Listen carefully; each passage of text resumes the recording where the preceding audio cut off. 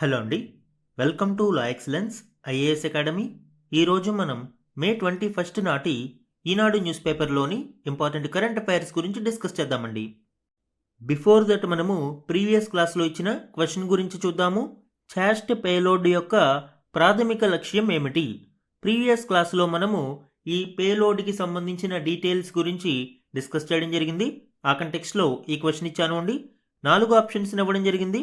Correct option ఏంటో చూద్దాం. చంద్రయాన్ 3కి సంబంధించి ల్యాండర్ మరియు రోవర్ అయిన ప్రజ్ఞాన్లో కొన్ని పేలోడ్స్ ఉన్నాయి అండ్ ల్యాండర్ అయిన విక్రమ్లో కొన్ని పేలోడ్స్ ఉన్నాయి. ఈ చాస్ట్ పేలోడ్ అనేది విక్రమ్ ల్యాండర్కి సంబంధించినది. ఈ చాస్ట్ అనేది to carry out the measurements of thermal properties of lunar surface near polar region. Even దీని అబ్రివేషన్ మనం చూస్తే అర్థమవుతుంది. చంద్రాస్ సర్ఫేస్ థెర్మోఫిజికల్ ఎక్స్పెరిమెంట్ అంటే చంద్రుని ఉపరితలం మీద ఉన్న థెర్మోఫిజికల్ ప్రాపర్టీస్ని అధ్యయనం చేయడం కోసం ఈ పేలోడ్ అనేది పంపించడం జరిగింది. కాబట్టి మనకు ఆన్సర్ ఏమవుతుంది అండి? చంద్రుని సర్ఫేస్ అంటే బాహ్య ఉపరితలం పొర యొక్క థెర్మోఫిజికల్ ఉష్ణ ప్రవర్తనను పరిశోధించడం. ఇప్పుడు ఈ చాస్ట్ పేలోడ్ ఎందుకు న్యూస్లో ఉంది? ఇటీవల మనము ఒక అన్ఎక్స్పెక్టెడ్ బ్రేక్ త్రూని కనుగొనడం జరిగింది. చంద్రుని ఉపరితలం ఒక డస్ట్ బ్లాంకెట్లా కాకుండా ఒక కేక్ మాదిరి 2 పొరల నిర్మాణంలా ఉంటుంది. ఉపరితలం నుంచి 0 to 3 సెంటీమీటర్స్ డెప్త్లో మనకి లూజ్ పోరస్ మెటీరియల్తో ప్లఫీ సర్ఫేస్ అనేది మనం ఇక్కడ చూడవచ్చు అండి. అండ్ 3 to 6.5 సెంటీమీటర్స్ డెప్త్లో టైట్లీ ప్యాక్డ్ ల్యూనార్ మెటీరియల్ అనేది చూడవచ్చు. బంకమట్టి మాదిరి ఇక్కడ మనకి ఉంటుంది. సో ఇక్కడ ఈ 2 పొరల నిర్మాణం వేరియేషన్ అనేది మనము ఒక అన్ఎక్స్పెక్టెడ్ బ్రేక్ త్రూలో ఈ చాస్ట్ పేలోడ్ యొక్క థర్మల్ ప్రాపర్టీస్ వేరియేషన్ ద్వారా కనుగొనడం జరిగింది. ఈ 0 to 3 సెంటీమీటర్స్ డెన్సిటీ అనేది తక్కువగా ఉంటుంది అండ్ 3 to 6.5 సెంటీమీటర్స్ డెప్త్లో ఉన్న డెన్సిటీ దీనికి మోర్ దాన్ డబల్ ఉంటుంది.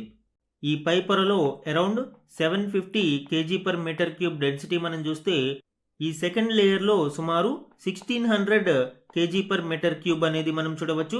అంటే మోర్ దాన్ డబుల్ అనేది మనం ఇక్కడ అబ్జర్వ్ చేయవచ్చు. దీనికి సంబంధించిన డీటెయిల్స్ మనము నిన్న క్లాస్లో చెప్పుకోవడం జరిగింది అండి. ఎవరైనా మిస్ అయ్యి ఉంటే ఒకసారి అది చూడండి, చాలా ఇంపార్టెంట్ టాపిక్. మన నెక్స్ట్ ఆర్టికల్ చూడండి. సూర్యాస్త్ర విజయవంతం. ఈ ఆర్టికల్ ఇటీవల సక్సెస్ఫుల్గా ప్రయోగించిన సూర్యాస్త్ర యూనివర్సల్ రాకెట్ లాంచర్ సిస్టమ్కి సంబంధించిన కీలక డీటెయిల్స్ను వివరిస్తుంది. ఇందులోని ఇంపార్టెంట్ పాయింట్స్ ఇప్పుడు చూద్దాం. స్వదేశీ రక్షణ సామర్థ్యాల బలోపేతం దిశగా భారత్లో మరో కీలక ముందడుగు పడింది. ప్రైవేటు రంగ రక్షణ సంస్థ అయిన నిబే లిమిటెడ్ తన దీర్ఘశ్రేణి రాకెట్ వ్యవస్థ సూర్యాస్త్రాను విజయవంతంగా ప్రయోగించింది. ఈ ప్రయోగం ఒడిశాలోని చాందీపూర్ సమీకృత పరీక్షా కేంద్రం నుంచి చేపట్టడం జరిగింది అండి. ఇందులో 2 వేరియంట్స్ని ప్రయోగించారు. 150 మరియు 300 కిలోమీటర్ల దూరంలోని లక్ష్యాలపై దాడి చేయగల 2 సూర్యాస్త్ర రాకెట్ వేరియంట్లు ఖచ్చితత్వంతో లక్ష్యాలను ఛేదించినట్లు అధికారులు తెలిపారు. ఈ రాకెట్ వ్యవస్థలను కొనుగోలు చేయడానికి భారత సైన్యం ముందుకొచ్చినట్లు తెలుస్తోంది. ఈ సూర్యాస్త్ర అనేది దీర్ఘశ్రేణి గైడెడ్ రాకెట్ ఫిరంగి వ్యవస్థ. శత్రు భూభాగంలోని స్థావరాలు, కమాండ్ సెంటర్లు, రాడార్ కేంద్రాలు, లాజిస్టిక్స్ హబ్లపై ఖచ్చితమైన దాడులు చేయడానికి వీలుగా దీనిని రూపొందించారు. దీనికి సంబంధించిన మరిన్ని డీటెయిల్స్ చూడండి. India's indigenous long range rocket launcher. దీనిని Nibe limited Pune based private సంస్థ ఇజ్రాయెల్ యొక్క ఎల్బిట్ సిస్టమ్స్ సహకారంతో రూపొందించడం జరిగింది. దీనిలోని కీ ఫీచర్స్ మనం చూస్తే universal modular platform. Nibe limited ఈ ఎల్బిట్ సిస్టమ్స్ యొక్క పియుఎల్ఎస్ ఓపెన్ ఆర్కిటెక్చర్ని ఉపయోగించుకుంటుంది. పియుఎల్ఎస్ అంటే precise and universal launching system. ఇది ఒక single launcher various multiple rocket క్యాలిబర్స్ని మరియు వార్ హెడ్ కన్ఫిగరేషన్స్ని ఏ విధమైన physical modifications and hardware overhauls అవసరం లేకుండా దీనిలో అడ్జస్ట్ చేసుకోగలిగే కెపాసిటీ ఉంటుంది. అందుకే మనము యూనివర్సల్ మాడ్యులర్ ప్లాట్ఫామ్ అని పిలుస్తాము. ఇది మల్టీ క్యాలిబర్ 306 mm, 370 mm ఇలా వివిధ రకాల మల్టిపుల్ రాకెట్ క్యాలిబర్స్ని ప్రయోగించడానికి అనుకూలంగా ఉంటుంది. అండ్ కీ స్పెసిఫికేషన్స్ని మనం చూస్తే 306 ఎక్స్ట్రా గైడెడ్ రాకెట్స్.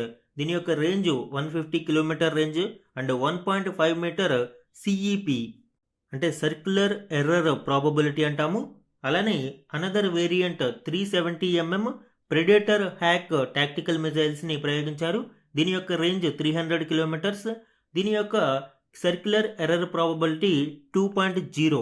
సో ఇవన్నీ కూడా పిన్ పాయింట్ ప్రెసిషన్ స్ట్రైక్ని కలిగి ఉంటాయి. ఈ universal modular platform loitering munitions like kamikaze డ్రోన్స్ని అప్ టు 100 కిలోమీటర్స్ రేంజ్తో ప్రయోగించడానికి కూడా అనుకూలంగా ఉంటుంది. ఇక టాక్టికల్ మొబిలిటీ అండ్ ఆర్కిటెక్చర్ మనం చూస్తే బిఈఎంఎల్ హై మొబిలిటీ వెహికల్ ద్వారా దీనిని ప్రయోగిస్తూ ఉంటారు. Advanced shoot and scoot capability.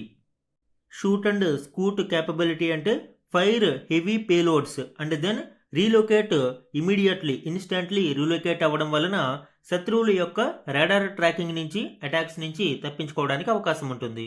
దీని యొక్క స్ట్రాటజిక్ సిగ్నిఫికెన్స్ చూడండి. Bridges operational gap, field artillery to ballistic missiles.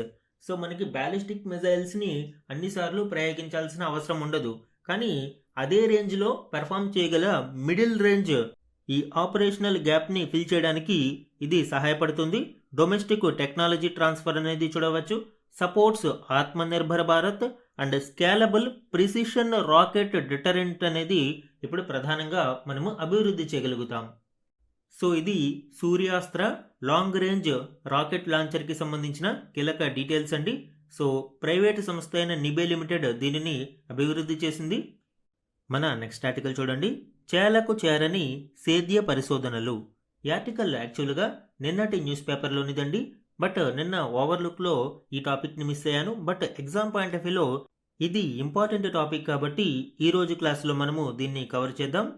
ఈ ఆర్టికల్ ముఖ్యంగా research and development in agriculture field అనేది చాలా చాలా తక్కువగా ఉంది అని, ఇందులో జరుగుతున్న పరిశోధనలు కూడా పూర్తి స్థాయిలో గ్రౌండ్ లెవెల్లోకి గ్రాస్ రూట్ లెవెల్లోకి వెళ్ళడం లేదు అని వివరించడం మనం చూడవచ్చు.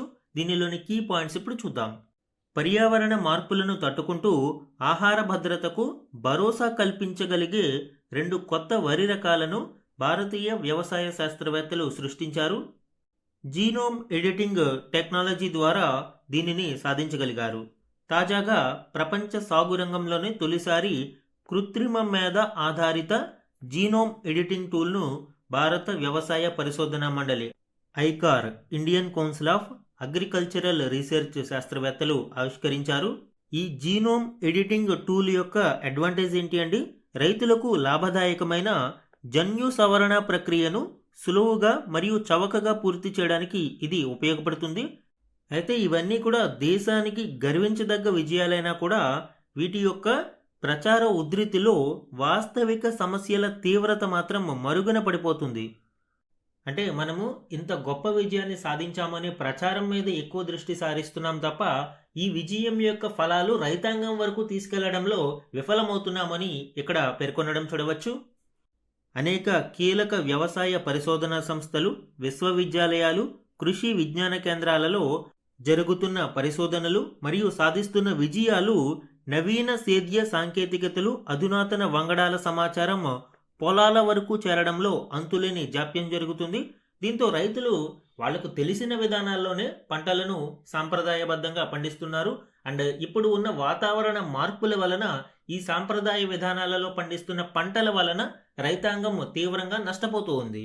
రీసెర్చ్ వర్సెస్ రియాలిటీ గ్యాప్ మనం చూసినప్పుడు recent breakthroughs successful climate resilient rice వెరైటీస్ని క్రియేట్ చేయగలిగాము. World's first AI genome editing టూల్ని తీసుకురాగలిగాము. అయితే ఇవన్నీ కూడా గ్రాస్ రూట్ లెవెల్లో రైతుల వద్దకు చేరవేయడంలో మాత్రం ఫెయిల్ అవ్వడం జరిగింది. సో ఫార్మర్స్ సాంప్రదాయ విధానాలలోనే వ్యవసాయాన్ని కొనసాగిస్తూ నష్టాలను మూటగట్టుకుంటున్నారు. దీంతో భారతదేశ రైతాంగం అనేది తీవ్ర నష్టాలలోనూ డిస్ట్రెస్లోనూ కూరుకుపోతుంది. మరి ఇలాంటి సమయంలో ప్రభుత్వం ఏ విధంగా ఇంటర్వ్యూన్ అవ్వాలి అండ్ తీసుకోవాల్సిన అర్జెంట్ రిఫార్మ్స్ ఏంటి అనేది చూస్తే, ఇటీవల జాతీయ ద్రాక్ష పరిశోధనా కేంద్రాన్ని శివరాజ్ సింగ్ చౌహాన్ గారు పరిశీలించి విస్మయానికి గురయ్యారు. చాలా షాకింగ్ ఘటన అక్కడ మనం చూడవచ్చు. ఆ కేంద్రంలోనే నిర్వహణ సరిగా లేకపోవడము మరియు రీసెర్చ్ అండ్ డెవలప్మెంట్ కొరకు ఏమేమి చేస్తున్నారో అని అధికారులను అడిగినప్పుడు వాళ్ళు ఏ విధమైన సమాధానం చెప్పకపోవడంతో మొత్తం ఈ ఐసిఏఆర్ సెంటర్స్ 113లో ఏ విధమైన పరిశోధనలు జరుగుతున్నాయనేది ఒక సిస్టమేటిక్ రివ్యూకి ఆర్డర్ వేయడం జరిగింది. అయితే భారతదేశంలో ఈ పరిశోధనల మీద కొంత వెనుకబాటు, చిన్నచూపుతనం అని చూడవచ్చు. వ్యవసాయ రంగంలో R&D మీద చేసే ₹1 ఖర్చు 14 రూపాయల లాభాన్ని తీసుకువస్తుంది. అయితే భారతదేశంలో మాత్రం 47% జనాభాకు ఇప్పటికీ ఆధారమైన అగ్రికల్చర్ మీద రీసెర్చ్ అండ్ డెవలప్మెంట్ విషయంలో ప్రభుత్వం మాత్రం వెనుకబడే ఉంది. పైకి గణాంకాలు మాత్రం ఘనంగానే కనపడుతూ ఉన్నాయి. దేశీయంగా 2005 నుంచి 23 మధ్యలో అధిక దిగుబడులనిచ్చే 3504 వంగడాలను విడుదల చేశామని ఐకార్ వర్గాలు ఘనంగా చెబుతూ ఉన్నాయి. కానీ వరి, గోధుమ, మొక్కజొన్న లాంటి పంటలలో చైనా, అమెరికా తదితరాలు ఎకరానికి సాధిస్తున్న సగటు ఈల్డ్లో పోలిస్తే భారతదేశంలో మాత్రం సాధిస్తున్న ఈల్డ్ చాలా చాలా తక్కువగా ఉంది. ఇక రీసెర్చ్ అండ్ డెవలప్మెంట్ విషయంలో చైనా, అమెరికాతో పాటు దక్షిణ కొరియా, ఇజ్రాయెల్ వంటి దేశాలు తమ జీడిపిలో సుమారు 2.6% నుంచి 6% నిధులను వెచ్చిస్తూ ఉంటే మన దేశంలో మాత్రం ఇది 1% కంటే దిగువకే పరిమితమవుతుంది. ఈవెన్ మన వాళ్ళు చెబుతున్న ఈ 3504 వంగడాలకు సంబంధించిన వివరాల యొక్క రికార్డులు కూడా కొన్ని సందర్భాలలో లభ్యం కావడం లేదు. సో ఈ వ్యవస్థలోని తీవ్ర నెగ్లిజెన్స్ అనేది మనము ఇక్కడ అర్థం చేసుకోవచ్చు. సో ఎప్పటికైనా ప్రభుత్వం ఈ రీసెర్చ్ అండ్ డెవలప్మెంట్కి అవసరమైన నిధులను ఖర్చు చేస్తూ ఈ వ్యవస్థ మీద మరింత పర్యవేక్షణను ఏర్పాటు చేయాలి. దీనితో పాటు రసాయన ఎరువులు, క్రిమి సంహారకాల విచ్చలవిడి వాడకాన్ని నిరోధించడం కూడా చాలా అవసరం. మరి ఈ వే ఫార్వర్డ్ ఏంటి? దీనికి ఏ విధమైన పరిష్కారాన్ని తీసుకురావాలి అంటే frequent village visits by scientists and officials and direct farmer education and guidance అనేది ఇందులో కీలకంగా చెప్పవచ్చు. అంటే నేరుగా శాస్త్రవేత్తలు అండ్ అధికారులు కూడా గ్రామాలకు వెళ్ళాలి. అక్కడ పొలాలలో రైతులతో నేరుగా మాట్లాడాలి. వారికి అవసరమైన సలహాలు మరియు ఈ పరిశోధన ఫలాలను ఏ విధంగా ఉపయోగించుకోవాలనేది వారికి తెలియచేయాలి. Promote sustainable farming, reduce chemical use and accelerate modern technology transfer to fields. ప్రస్తుతం ఉన్న సాంకేతికతలను వ్యవసాయ రంగంలోని పొలాల వైపు వరకు కూడా తీసుకురాగలగాలి. సో ఈ విధంగా వ్యవసాయ రంగానికి పరిశోధనలను చేరువ చేసినప్పుడు మాత్రమే వాతావరణ మార్పులను తట్టుకుని నిలబడగలిగే వంగడాలను సృష్టించి ఆహార భద్రతను సాధించడానికి అవకాశం ఉంటుంది. మన నెక్స్ట్ ఆర్టికల్ చూడండి. కులగణన చేస్తే తప్పేంటి? వ్యతిరేకిస్తూ దాఖలైన పిటిషన్ను కొట్టేసిన supreme court.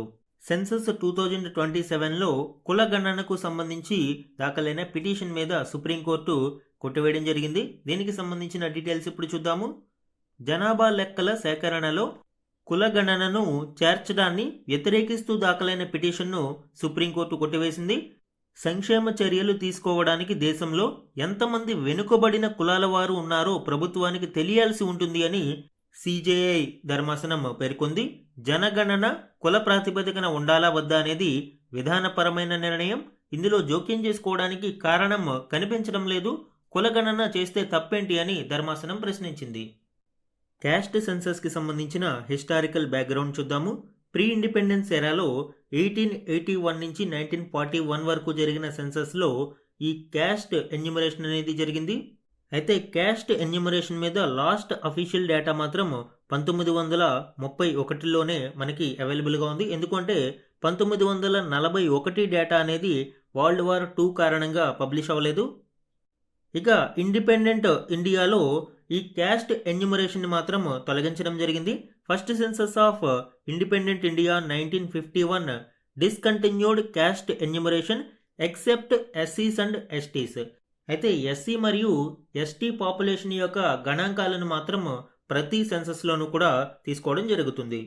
In 1961 states given discretion to conduct own surveys and make specific OBC lists if they wished. And the socio economic caste census initiative 2011లో 2011 సెన్సస్తో పాటు జరిగింది. ఈ సోషియో ఎకనామిక్ క్యాస్ట్ సెన్సస్ అనేది డేటా పబ్లిష్ అయితే కాలేదు. సో ఇప్పుడు pre independent ఇండియాలో అఫీషియల్గా కండక్ట్ చేస్తున్న తొలి కులగణనగా దీనిని చెప్పవచ్చు అండి. దీనికి సుప్రీంకోర్టులో దాఖలైన పిటిషన్ని కూడా సుప్రీంకోర్టు కొట్టివేయడంతో లీగల్ హర్డిల్స్ కూడా తొలగినట్లు అయింది. మన నెక్స్ట్ ఆర్టికల్ చూడండి. వాణిజ్యంలో మెలోడీ, ఏఐ, అంతరిక్షం, అనురంగాలలోనూ సహకారం, భారత్ ఇటలీల నిర్ణయం, మోదీపై ఆత్మీయతను చాటుకున్న మెలోడీ చాక్లెట్లు ఇచ్చిన ప్రధాని మంత్రి. ఈ ఆర్టికల్ ఇటీవల 5 దేశాల పర్యటనలో భాగంగా ప్రధాని నరేంద్ర మోదీ గారు ఇటలీ ప్రధాని జార్జియా మెలోనీతో భేటీ అవడం గురించి మరియు ఇండియా ఇటలీ బయలాటరల్ రిలేషన్స్కి సంబంధించిన డీటెయిల్స్ని వివరిస్తుంది. ఇందులోని కీ పాయింట్స్ ఇప్పుడు చూద్దాం. ప్రస్తుతం ఉన్న ప్రత్యేక వ్యూహాత్మక బంధాన్ని మరింత బలోపేతం చేసుకోవాలి అని భారత్, ఇటలీ నిర్ణయించాయి. వాణిజ్యం, పెట్టుబడులు, కొత్త సాంకేతికతల్లో మరింతగా సహకరించుకోవాలి అని నిశ్చయించాయి. 5 దేశాల పర్యటనలో భాగంగా మంగళవారం రాత్రి ఇటలీ చేరుకున్న ప్రధాని మోదీ బుధవారం ఆ దేశ ప్రధాని జార్జియా మెలోనీతో విస్తృత ద్వైపాక్షిక చర్చలు జరిపారు. ఇండియా ఇటలీ పార్ట్నర్షిప్లోని కీ డైమెన్షన్స్ మనం చూద్దామండి. డిప్లొమాటిక్ సినర్జీ అనేది ప్రధానంగా చూడవచ్చు. ద్వైపాక్షిక బంధాన్ని మరింత బలోపేతం చేయడం కోసం India Italy joint strategic action plan 2025-29 పర్యవేక్షణ కొరకు పర్మనెంట్ ఫారిన్ మినిస్టర్స్ లెడ్ మెకానిజంని ఏర్పాటు చేయడం జరిగింది. అలానే ఎకనామిక్ అండ్ ట్రేడ్ టార్గెట్స్ని మనం చూస్తే driven by India EU free trade agreement framework. ఈ ఫ్రీ ట్రేడ్ అగ్రిమెంట్ ద్వారా ఇరు దేశాల మధ్య ద్వైపాక్షిక వాణిజ్యాన్ని 2029 నాటికి 20 బిలియన్ యూరోలకు పెంచుకోవాలి అనేది లక్ష్యంగా పెట్టుకున్నారు. అండ్ యూరోపియన్ యూనియన్లో ఇటలీ టాప్ ట్రేడింగ్ పార్ట్నర్గా ఉండడంతో ఇరు దేశాల మధ్య ద్వైపాక్షిక వాణిజ్యం మరింత బలోపేతం కానుంది. ఇక డిఫెన్స్ అండ్ సెక్యూరిటీ రోడ్ మ్యాప్ని మనం చూస్తే మిలిటరీ హార్డ్వేర్ని కో ప్రొడక్షన్ చేయడం కోసం ఇరు దేశాలు జాయింట్ డిఫెన్స్ ఇండస్ట్రియల్ రోడ్ మ్యాప్ని ఏర్పాటు చేసుకున్నాయి. అంటే రక్షణ రంగంలో ఇండస్ట్రియల్ యాక్టివిటీ కొరకు ఇరు దేశాలు కూడా ఒక రోడ్ మ్యాప్ని క్రియేట్ చేసుకున్నాయి.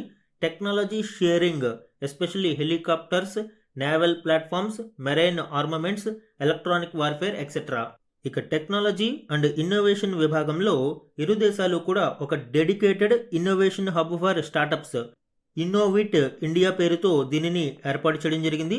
దీని యొక్క ప్రధాన ఉద్దేశం ఏంటంటే accelerating artificial intelligence, quantum computing, semi conductor and fintech రంగాలను మరింత ప్రోత్సాహం ఇవ్వడానికి ఈ డెడికేటెడ్ ఇన్నోవేట్ ఇండియా అనే ఒక హబ్ని ఏర్పాటు చేశారు.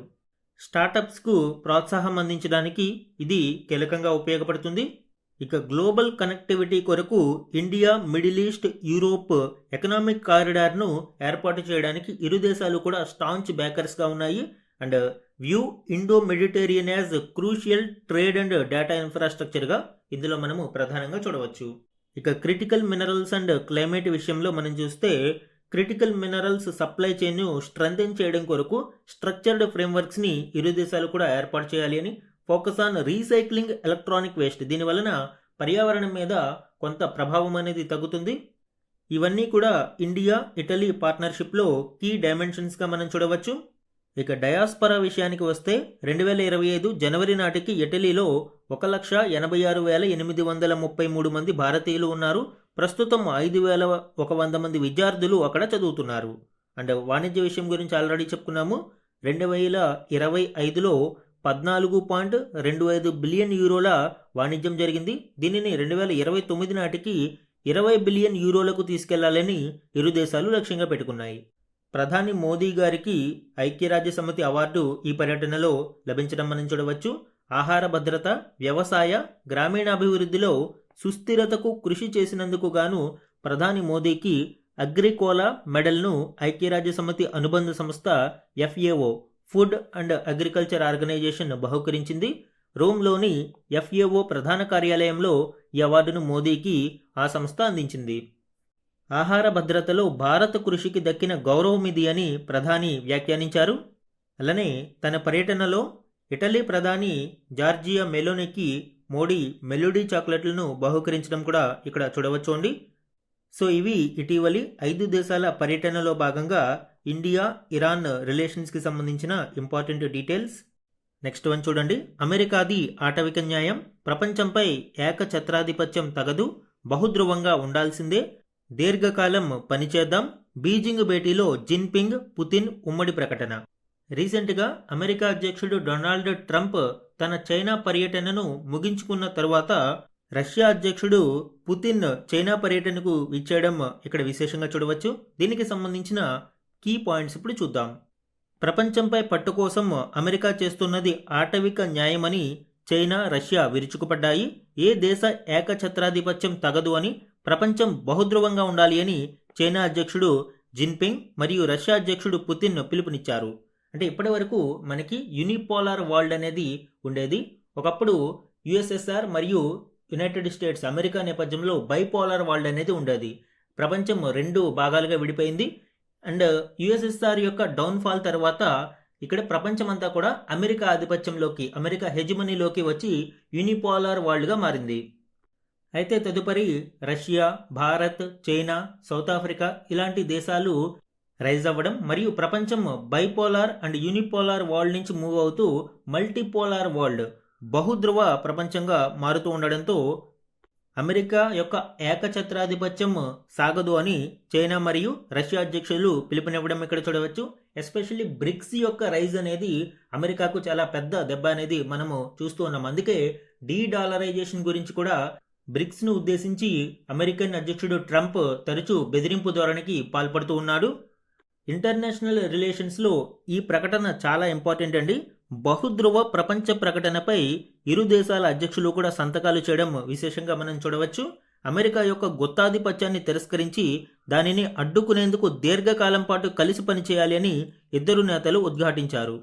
అమెరికా యొక్క ఏకఛత్రాధిపత్య విధానం ప్రపంచాన్ని మళ్లీ ఆటవిక రాజ్యంలోకి తీసుకువెళ్లేలా ఉన్నాయని రష్యా అధ్యక్షుడు పుతిన్ పేర్కొన్నారు. అలానే వన్ చైనా పాలసీ, అంటే తైవాన్ చైనాలో అంతర్భాగమే అనే విధానానికి, వన్ చైనా పాలసీనికి పుతిన్ మద్దతు ప్రకటించడం ఇక్కడ చూడవచ్చు. చైనా నుంచి విడదీయరాని భాగమే తైవాన్ అని, దానికి స్వతంత్రతను ఏ రూపంలోనూ అంగీకరించేది లేదు అని స్పష్టం చేశారు. ప్రపంచ పాలనా స్వరూపాన్ని మార్చాలని ప్రతిజ్ఞ చేస్తూ వాణిజ్యం, సాంకేతికత సహా వివిధ అంశాలలో 20 ఒప్పందాలపై ఇరు పక్షాలు సంతకాలు చేశాయి. ఈ సదస్సులో పశ్చిమాసియాలో సంక్షోభానికి తెరపడాలి అని చైనా అధ్యక్షుడు జిన్పింగ్ పిలుపునివ్వడం ఇక్కడ చూడవచ్చు అండి. సో ఇంటర్నేషనల్ రిలేషన్స్లో ఈ పాయింట్ చాలా చాలా ఇంపార్టెంట్. ఇరు దేశాలు కూడా బహుధ్రువ ప్రపంచ ప్రకటనపై సంతకం చేయడం విశేషం. ఈరోజు important one liner current affairs చూడండి. Already India Nordic third summit గురించి మనము ప్రీవియస్ క్లాస్లో డిస్కస్ చేయడం జరిగింది.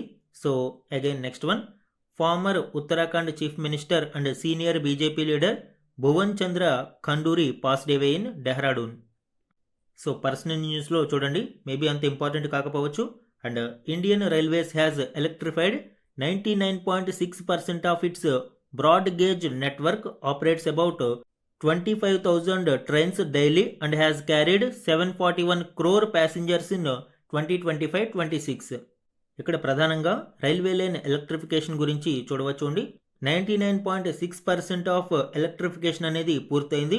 అండ్ 2025-26లో సుమారు ప్రతిరోజు 25,000 ట్రైన్స్ ఆపరేట్ అవుతూ 741 కోట్ల మంది ప్యాసింజర్స్ను ఓవరాల్గా 2025-26లో ఇక్కడ తరలించడం మనం చూడవచ్చు. ఇక ఆదాయం విషయానికి వస్తే సుమారు 2025-26లో 80,000 కోట్ల రూపాయల ఆదాయం అనేది టోటల్ రెవెన్యూ అనేది చూడవచ్చు. వైల్ ఫ్రైట్ మూవ్మెంట్ టచ్డ్ ఏ రికార్డ్ 1,670 మిలియన్ టన్స్. సరుకు రవాణా కూడా నూతన మైల్ స్టోన్ని రీచ్ అయింది. 1,670 మిలియన్ టన్స్ అనేది మనకి ఇండియన్ రైల్వేస్లో మూవ్ అవడం మనం చూడవచ్చు. Next one, the DRDO has successfully completed the final development trials of the unmanned aerial vehicle launched precision guided missile ULPGM V3 in both air to ground and air to air modes. ఇటీవల కర్నూలులోని DRDO test రేంజ్లో ఈ ప్రయోగాలు జరిగాయండి. Unmanned aerial vehicles అంటే drone launched precision guided missiles ప్రోగ్రామ్గా దీనిని చూడవచ్చు. దీనికి సంబంధించిన ఫైనల్ డెవలప్మెంటల్ ట్రయల్స్ అనేవి పూర్తయ్యాయి. సో భవిష్యత్తులో దీనికి సంబంధించిన full mode operational drones, unmanned aerial vehicles అనేవి మన సైన్యంలోకి రానున్నాయి. ఇవి ఈరోజు ఈనాడు న్యూస్ పేపర్లోని వన్ లైనర్ కరెంట్ అఫైర్స్. ఈరోజు మన క్వశ్చన్ ఆఫ్ ద డే గురించి చూడండి. Suryastra long range rocket launch system గురించి క్లాస్లో మనము చెప్పుకున్నాము. ఆ కంటెక్స్ట్లో ఈ క్వశ్చన్ ఇచ్చాను. 2 స్టేట్మెంట్స్ని ఇవ్వడం జరిగింది. కరెక్ట్ స్టేట్మెంట్స్ని ఐడెంటిఫై చేసి ఆన్సర్ని కమెంట్ సెక్షన్లో కమెంట్ చేయండి. ఇది ఈరోజు Eenadu news పేపర్లోని important current affairs మీద daily analysis. Thank you for watching.